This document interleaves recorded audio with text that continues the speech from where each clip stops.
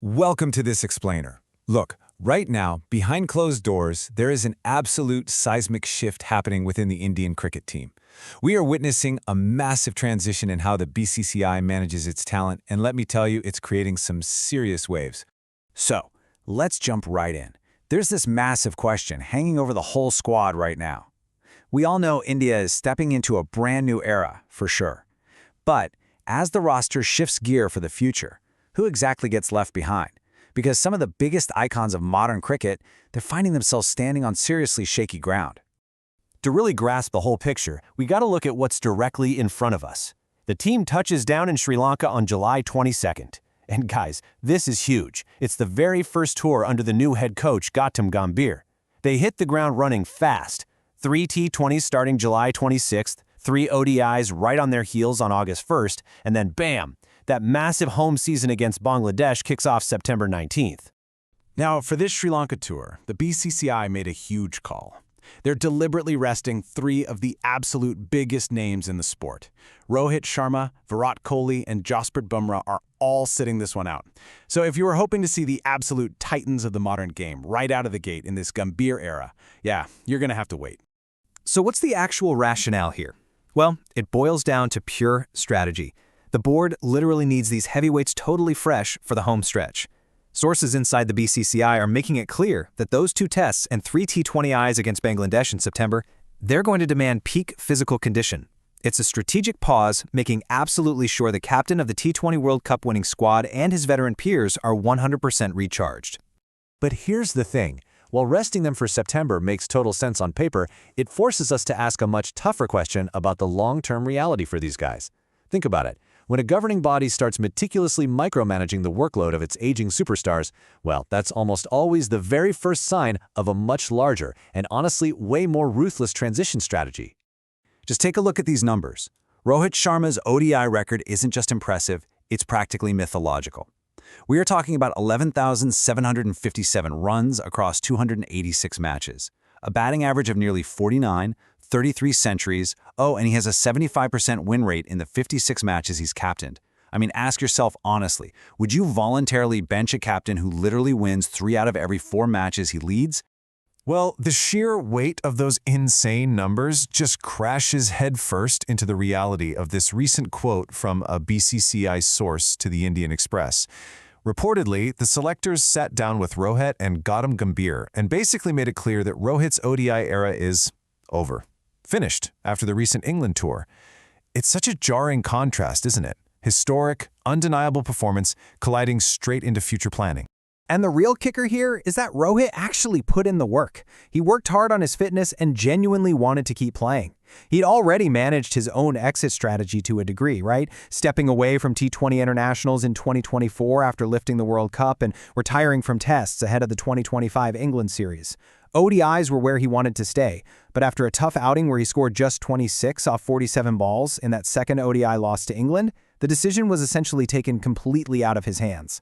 And honestly, word is, he's pretty devastated.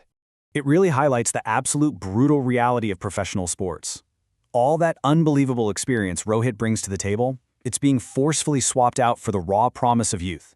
The selectors and coaches have zeroed in on Yashasvi Jaiswal as the designated successor.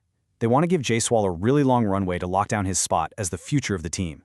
And that means pushing an all-time great right out of the long-term blueprint.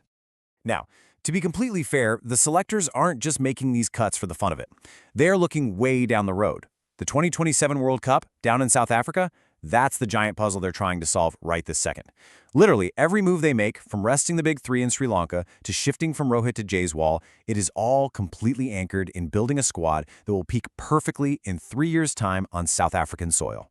So Rohit's door seems pretty decisively slammed shut, but there is another veteran who is fighting tooth and nail to keep his door propped open. Enter Mohammed Shami. He's turning 36 soon, and he hasn't even suited up for India since the 2025 Champions Trophy. But despite being constantly bypassed by the national squad, he is flat out refusing to give up on a comeback. No way. 5. That's how many kilograms Shami has dropped recently. 5 kilos. He is out there proving just how insanely motivated he is to get back into absolutely peak physical condition. He's grinding it out, doing the grueling work far away from the international spotlight, just to make sure that if the phone rings, his body is 100% ready to answer. And his childhood coach, Mohammed Badruddin, makes such a brilliant point about this. He actually pushes back hard on this modern cricket obsession with heavy lifting and indoor gym selfies. He says true gritty fast bowling stamina comes from traditional ground fitness, running, sprinting, building those very specific muscles you need to survive the brutal workload of international fast bowling, which, frankly, is something the younger generation seems to be really struggling with right now. And guess what? That old school hard work is paying off big time.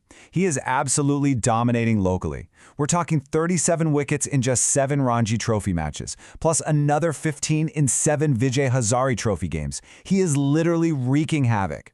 Yet, Chief Selector Ajit Agarkar has basically boxed Shami in, publicly saying the veteran is only really ready for T20s. For a guy throwing down these kinds of red ball and 50-over numbers, that assessment feels incredibly harsh. But here's why ignoring Shami entirely might be a colossal mistake. Just look at the severe growing pains and the sheer number of injuries plaguing India's young fast bowlers today. Harshit Rana is sidelined yet again with a knee injury. He only managed to bowl 14 overs the entire tour of England. Then you have Gurnoor Brar, who was fast-tracked for his raw pace and height, getting totally hammered in the England ODI series, giving up 61, 67, and 97 runs across 3 matches.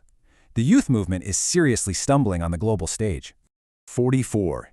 That is exactly how many wickets Mohammed Shami has taken in South Africa, maintaining an incredible average of 22.68 across 11 international matches.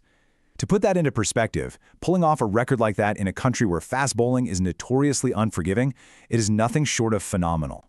So, when you take the obvious fragility of this young Indian pace attack, and you pair it with the fact that the 2027 World Cup is actually happening in South Africa, suddenly, Shami's battle-tested experience looks like a total game-changer. Overseas conditions eat inexperienced bowlers alive. Having a hardened veteran who knows exactly how to exploit those South African pitches, that could literally be the difference between packing your bags early and hoisting the trophy. Which brings us right back to the ultimate high-stakes gamble facing the BCCI today. Are the selectors actually absolute geniuses for ripping the Band-Aid off right now to gear up for 2027? Or are they slamming the door shut on their greatest generation way too soon? It is a massive risk for the future of Indian cricket, and frankly, only time is going to tell who is right. Welcome